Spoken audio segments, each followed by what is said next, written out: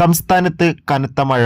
ഇന്നും 2 ജില്ലകളിൽ red alert. ഇപ്പോഴിതാ ഈ വിദ്യാഭ്യാസ സ്ഥാപനങ്ങൾക്ക് ജില്ലാ കളക്ടർമാർ അവധി പ്രഖ്യാപിച്ചിട്ടുണ്ട്. വാർത്തകളിലേക്ക് പോകുന്ന മുമ്പ് കൂടുതൽ സിനിമാ വാർത്തകളും കൂടുതൽ മറ്റു വാർത്തകളും നിങ്ങൾക്ക് പെട്ടെന്ന് ലഭിക്കാൻ വേണ്ടി നമ്മുടെ ചാനൽ ഇപ്പോൾ തന്നെ സബ്സ്ക്രൈബ് ചെയ്യാൻ വേണ്ടി ശ്രമിക്കുക. കഴിഞ്ഞ 3 ദിവസമായി കേരളത്തിലെ എല്ലാ സ്ഥലങ്ങളിലും വിട്ടുമാറാത്ത മഴയാണ്.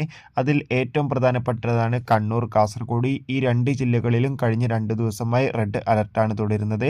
കഴിഞ്ഞ 2 ദിവസമായി കാസർഗോഡ് ജില്ലയിലെ മുഴുവൻ വിദ്യാഭ്യാസ സ്ഥാപനങ്ങൾക്കും ജില്ലാ കളക്ടർ അവധി പ്രഖ്യാപിച്ചിട്ടുണ്ട്.